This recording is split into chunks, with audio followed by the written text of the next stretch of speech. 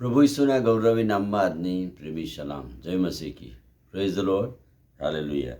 પ્રકટીકરણના 19માં અધ્યાયના 1 થી 10 વચનો આપણે જોતા આવ્યા છે. આ વચનોની અંદર ઈશ્વરની સ્તુતિ આરાધના સ્વર્ગમાં અને પૃથ્વી પર કેવી રીતે થાય છે અને શા માટે કરવામાં આવે છે એના કારણો બતાવવામાં આવેલા છે.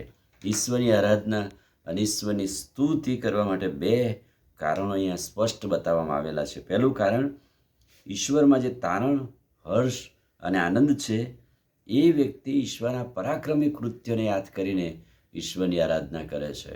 જે કોઈ વ્યક્તિ હાલેલુયા હાલેલુયાના નાદ પોકારે છે અને ઈશ્વરનો મહિમા ગાય છે, એ ઈશ્વરમાં જે તારણ ને હર્ષ ને આનંદનો જે અનુભવ છે ને, એટલા માટે ઈશ્વરની સ્તુતિ અને આરાધના કરે છે. એનું કારણ અહીંયા બતાવવામાં આવેલું છે.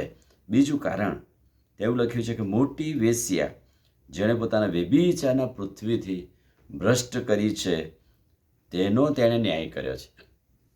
એટલે કે પાપ ઉપર ઈશ્વરે વિજય મેળવ્યો છે. જે મોટી વેશ્યા એટલે કે જે પાપ અને દુષ્ટતા કરાવનારા પરિબળો પર પ્રભુએ વિજય મેળવ્યો છે અને એટલે કે છે કે એનો ન્યાય કર્યો છે. બીજું ત્યાં લખ્યું છે કે પોતાના સેવકોના લોહીનો બદલો પણ એને લીધો છે. એટલે સ્તુતિ આરાધના કરવાનું બીજું કારણ એ છે કે પ્રભુએ આપણા પાપ માફ કર્યા છે, આપણો ન્યાય કર્યો છે અને આપણા માટેનો જે બદલો છે પ્રભુએ લીધો છે. અને એટલે આપણે હાલેલુયા બોલીએ અને ઈશ્વરની આરાધના કરીએ. પ્રભુની સ્તુતિ કરવા માટેના, આરાધના કરવા માટે આજે સવારે બે કારણો અહીંયા સ્પષ્ટ બતાવવામાં આવેલા છે કે પ્રભુમાં જે તારણ અને હર્ષ અને આનંદ છે એટલા માટે આપણે પ્રેઝ ધ લોર્ડ ને હાલેલુયા બોલીએ છીએ. પણ પ્રભુએ પાપ ઉપર વિજય મેળવ્યો છે અને એવી મોટી વેશ્યારૂપી પાપ, એવી દુષ્ટતા પ્રભુએ માફ કરી છે અને પોતાના સેવકોના લોહીનો બદલો વાળ્યો છે. એટલે કે ઈશ્વરે ન્યાય કર્યો છે અને એટલા માટે આપણે પ્રભુની સ્તુતિ કરીએ છીએ. અહીંયા હાલેલુયા શબ્દ 3 થી 4 વાર લખવામાં આવેલો છે અને એટલે હાલેલુયા શબ્દ એટલે પ્રભુની સ્તુતિ કરવી, પ્રભુની આરાધના કરવી. આપણે જેટલી વાર પ્રેઝ ધ લોર્ડ બોલીએ અને હાલેલુયા બોલીએ એટલી વાર પૃથ્વી પર ઈશ્વરની આરાધના માટે બોલીએ છીએ, ઈશ્વરની સ્તુતિ કરીએ છીએ. અને એટલે અમથું નામ લેવું પણ પ્રભુને ગમતું નથી. જો તારણને હર્ષને આનંદ ના હોય ને ખાલી હાલેલુયા શું બોલવાનું, ખાલી ફોકટમાં પ્રેઝ ધ લોર્ડ શું કામ બોલવાનું. પણ જેને તારણ, હર્ષ ને આનંદનો અનુભવ હોય એ જ વ્યક્તિ ઈશ્વરની આરાધના અને હાલેલુયા શબ્દ બોલી શકે છે. ગીતશાસ્ત્ર 104માં અધ્યાયથી 109માં અધ્યાય સુધીમાં આ મોટું એક ગીતનું ઝુમખું છે અને મોટું હાલેલ કહેવામાં આવે છે. એટલે કે આ ગીતોની અંદર પાસ્કા પર્વ અને માંડવા પર્વ વખતે ગાવાનો રિવાજ હતો. કેમ કે આ ગીતોની અંદર મોટાભાગે ઈશ્વરની સ્તુતિ અને આરાધના માટેના શબ્દો વપરાયેલા છે. હાલેલુયા એટલે પ્રભુની સ્તુતિ થાવ. એટલે આ ગીતોની અંદર પ્રભુની સ્તુતિ અને આરાધના લખવામાં આવેલી છે. એટલે પ્રાચીન મંડળીથી, યહૂદી મંડળીથી આ વારસો આપણને મળેલો છે ઈશ્વરની આરાધના કરવા માટેનો.